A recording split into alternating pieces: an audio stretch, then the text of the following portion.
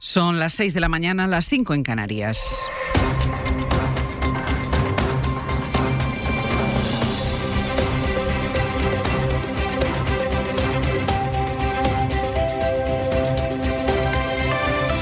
En la cadena SER,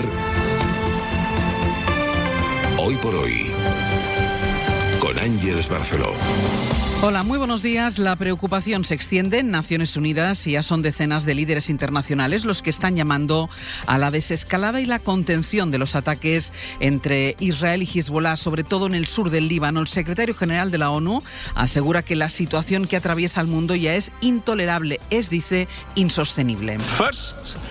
En primer lugar, la situación en que se encuentra el mundo es insostenible.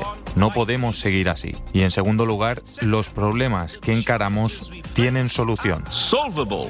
Guterres ha llamado la atención también a los gobiernos que dice están actuando como si tuviesen impunidad para hacer cualquier cosa sin ningún tipo de consecuencia. Y además, Lebanon is at the brink.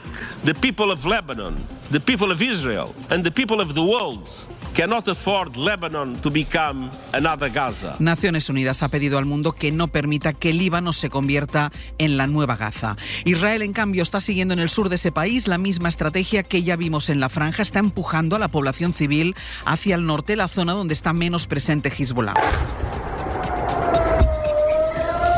A lo largo de las últimas horas, el ejército israelí ha ejecutado decenas de ataques selectivos, como los llaman ellos. Esta madrugada se ha confirmado que Israel ha matado a un alto cargo de Hezbollah, pero también han fallecido en esos ataques 2 trabajadores humanitarios de la ONU y un periodista. Desde el lunes hasta hoy han muerto 569 personas y 50 son niños. La Unión Europea, el G7 y la Liga Árabe han pedido que cesen los ataques y que se proteja a una población civil que sigue huyendo del sur del Líbano. El ministro de Exteriores libanés cifra en 500.000 el número de desplazados. En la ONU ya ha empezado la sesión plenaria de la Asamblea General y la comunidad internacional estaba pendiente, sobre todo, del discurso de Joe Biden, porque es el último que dará en ese foro como presidente de Estados Unidos y porque ha marcado su postura en este conflicto. Sin sorpresas, Biden se ha mantenido al lado de Israel y de Benjamin Netanyahu. Hezbollah, unprovoked, during the October 7th attack, launching... Ha acusado a Hezbollah de empezar este conflicto con Israel lanzando proyectiles hace casi un año como gesto de solidaridad hacia la población palestina, aunque también ha pedido rebajar la tensión bélica y parar los ataques cruzados porque, decía Biden, este conflicto no es beneficioso para nadie. Hoy será el turno de Pedro Sánchez, que ya durante la madrugada se ha sumado a la petición de desescalada que está haciendo la ONU. El presidente del gobierno ha intervenido en un foro económico organizado por Prisa Media el mismo día en el que el gobierno decidía retirar la senda de déficit que se tendría que haber votado mañana en el Congreso.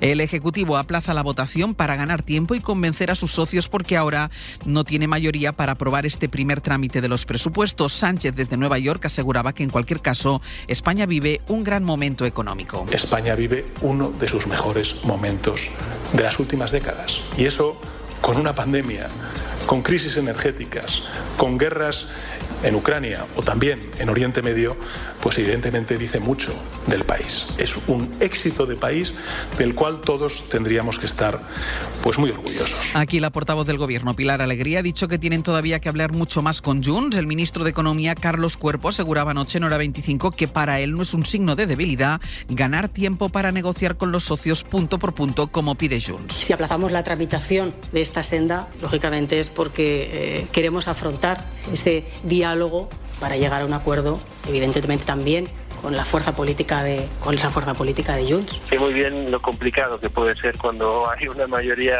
que te exige ir negociando votación a votación, y esto es la nueva normalidad que vamos a tener hacia adelante, y yo no creo que sea un signo de debilidad. Y Junts quiere más, un nuevo techo de gasto. No hemos dado ni apoyaremos a cambio de nada. Y parece, ya veremos, que después de casi un año se empieza a entender. Hoy hay sesión de control al Gobierno en el Congreso sin Pedro Sánchez. Ayer la hubo en el Senado y la portavoz del Partido Popular aprovechó para pedir al Gobierno que convoque elecciones generales. Para Alberto Núñez Feijóo, este no es un Gobierno estable, son declaraciones a Telecinco. Y seguimos en ese país donde el Gobierno retira 2 veces el techo gasto, una porque lo pierde y otra porque parece ser que lo va a perder, para el presupuesto del ejercicio siguiente. Oiga, por aquella frase del señor Sánchez, de un gobierno sin presupuesto es como un coche sin gasolina. Pues señor Sánchez, usted no tiene ni coche ni gasolina. Sobre la crisis diplomática con Venezuela, por cierto, el expresidente Zapatero ha confirmado que él sí medió para que el régimen de Maduro permitiese la salida del opositor Edmundo González Urrutia. Participé en una tarea de facilitación para su venida a España. Debo decir que cuando alguien facilita, cuando alguien media, debe ser extraordinariamente respetuoso. Es un derecho y un deber de mantener discreción y lealtad a las personas que han permitido, querido, que facilites en alguna tarea.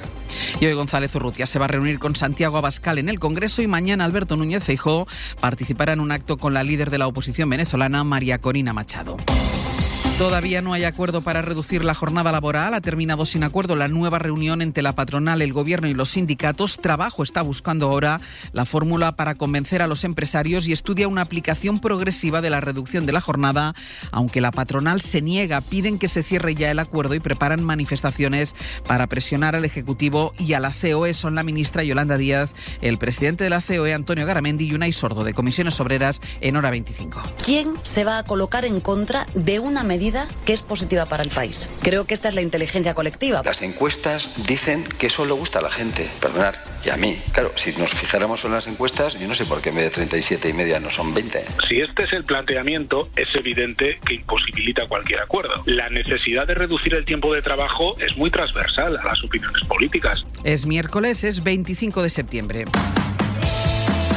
Y en los deportes, el Real Madrid se puso a pensar demasiado pronto en el derbi, casi se le complica demasiado un partido que tenía ganado al comienzo de la segunda parte. Sampe, buenos días. Buenos días, Ángel. Ganaban los de Ancelotti 3-0 al Alavés a los 50 minutos con los goles de Lucas Vázquez, Mbappé y Rodrigo, pero los de Benavidez y Quique en el 84 y 85 les metieron el miedo en el cuerpo, y más cuando una dura entrada de Hendrik convirtió lo que era una roja en una amarilla. El técnico visitante Luis García Plaza terminó molesto. Por favor, es roja, es roja. Tenemos que jugar los últimos 10 minutos contra 10. Después a lo mejor no ganamos, nos empatan, nos meten otro gol, da lo mismo, pero tienen que expulsar a ese jugador.